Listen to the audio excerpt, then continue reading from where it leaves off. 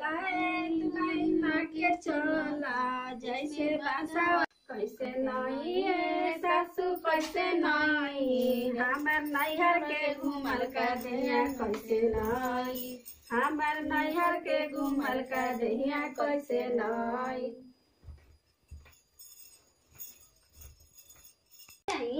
ना कुछ ना चाहे काहे 2 दिन के भूख खाइल हो खबू हो कुछ खइलू है ये ना खाली 2 गो पूरी ले आए बड़ी भूख लागल। हां तो कह तोड़ के खाए कुछ ना आ बखरियो ले आइबो। हां ले आई काका ना 1 कटोरी ले आई। एक कटोरी हो जितार। हां अच्छा ठीक बात देख तू आराम से बैठ आ हमनी के जा तनी जा हित के जे आइल बा ओकरा के बर विदाई क देबे आ तारा के खाना ले आवतन जा आ खा पी के आराम करियो ठीक बाटे। हां आ खा पी के आ तब ही आराम करी ठीक बा ना। हां ठीक बाटे। अच्छा चलो हो दुल्हन चलो चले के हम लेके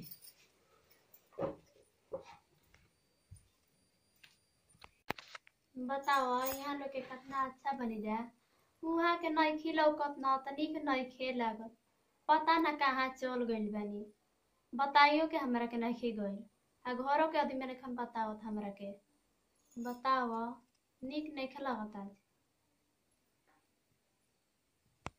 नैहर रही तो रोज रोज फोन करके 2 घंटा 3 घंटा बतियावत रही हुआ के अइला पे एको दिन ना ताकिए हमरा के जन कहाँ चल गई ना पता नहीं हमरा के लागत कि फोन है आ गई केकर हटे देखी उहे के जनता फोन हटे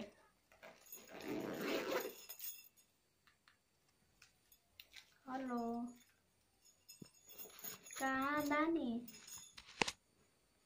अब ये बॉर्डर पर चल गई नी हमरा के बताइबो भी ना कोई रहनी बताओ आजे आईनी आजे आप चल गईनी हमारा हम आपके याद ना पड़ल हटे हम कैसे रहब रहो न क दिन खातिर गइल बानी 10 दिन खातिर निक कैसे हम निक नहीं लागत कुआर रही तो दिन भर बतियावत रही आप एजा आ गनी तो एको दिन नहीं खियावत छोड़ के चल गनी हमरा के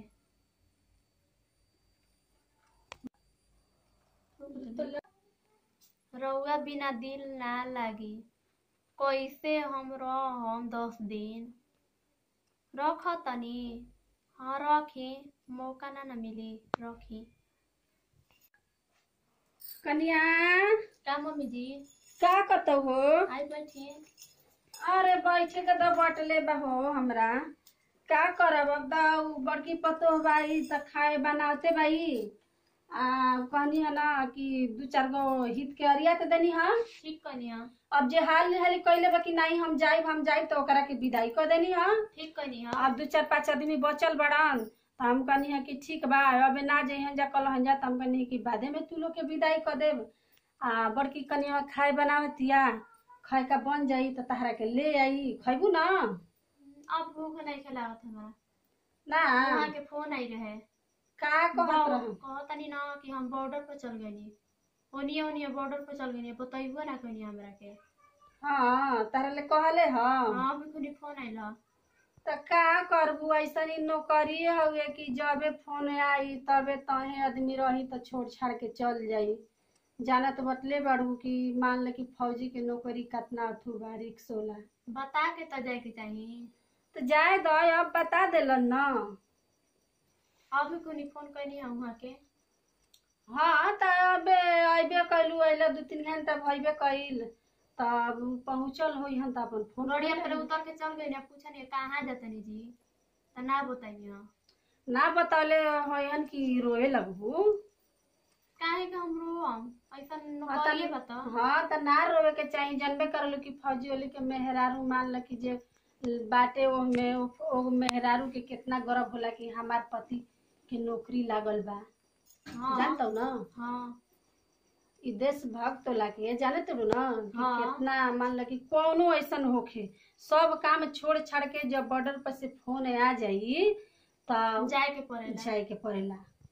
जाना तनी हाँ तो जाए तो जान गइलू तो ठीक बा। कबेले तो हम सोचत रही कि कैसे तहरा के बताई, हमहू डेराते रही बताए में कि अपन माई बाबू छोड़ के आइल बाड़ू तो कह तो तहरा कैसन लागी, रोए लगबू, यही से हम देखो ना बतावत रही। कबेले हम वहां के खोजत रही ना लौकत रही। तब कहनी है ना, सोचनी है ना कि अभी खानी कहनी है बड़की पतोहिया ले कि जा तनी हम बता देवे कनी आवे पे तो कहता है कि ये मम्मी बताई ना तो रोवे लगी हम जी। हाँ तो जाए दस समझदार बाड़ू, पढ़ल लिखल बाड़ू, सब देखत ताकत बाड़ू कि नहीं फौजी वाला के औरत नहीं खीरोवत तो बढ़िया न बा हमरा खातिर के कि इतना समझदार पतो गर्व न बा कि हम फौजी के पत्नी हनी। हाँ तो गर्व बटले बा, उतना पढ़ा लिखा देला ही बानी, जा नौकरी लाग गइल बच्चा के तो बढ़िया न बा। तब का तोहरा तो खुशी बा।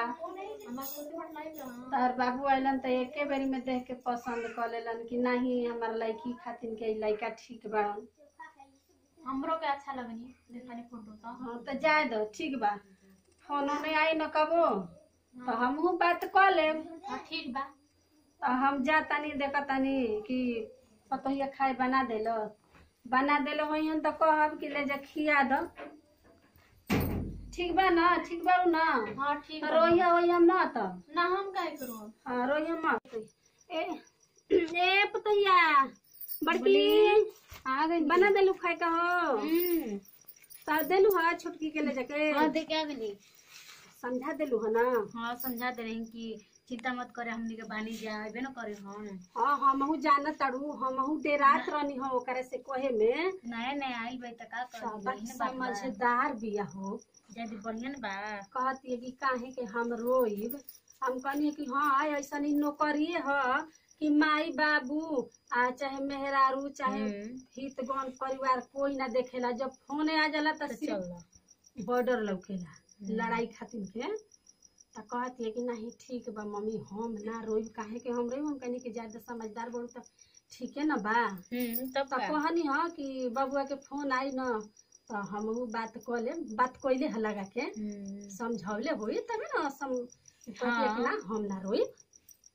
तब हम कहनी कि जाए अभी ये डर लगे देख नया नया आइल बड़ी आ माने बतावल जी तो कोई हन का कोई हन रोई हन के का कर लगे हन इसे डर लागत तो ऐसन कइल जी कि ओकरा वही ना ना।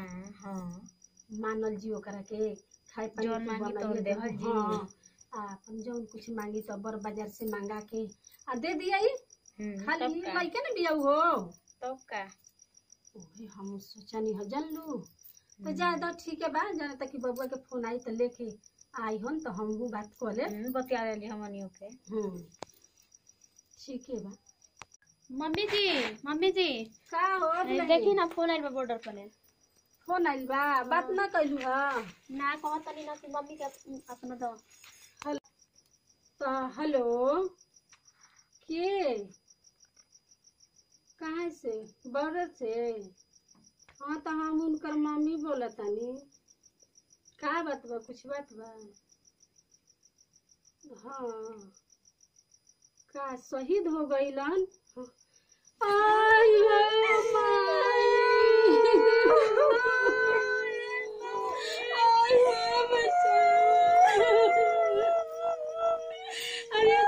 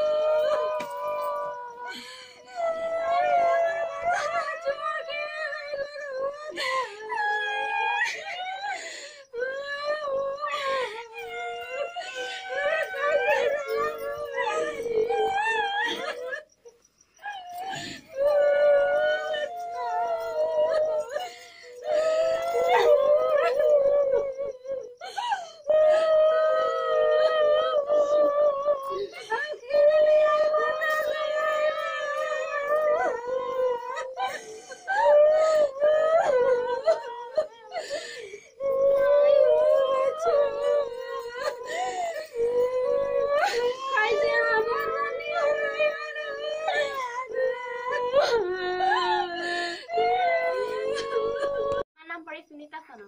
नमस्कार, हमारा नाम परी पूजा कुमारी। नमस्कार, हमार नाम पड़ी देवांती देवी। आई देखी जा ई कॉमेडी वीडियो रल ह आ जनते बानी जरूर सब की जेकरा घर के जो व्यक्ति मान लें कि जो भी बाप चाहे चाचा चाहे भाई चाहे पति जब बॉर्डर पर लड़ाई लागेला आ जब लड़ाई में शहीद हो जाला तो घर के का स्थिति गुजरेला रउआ सब तो सब जानते ही बानी जा। भैया लोग दीदी लोग इहे हाथ जोड़ी बा कि हमरा ये वीडियो के चैनल के लाइक और सब्सक्राइब करके आगे में बढ़ाई जा।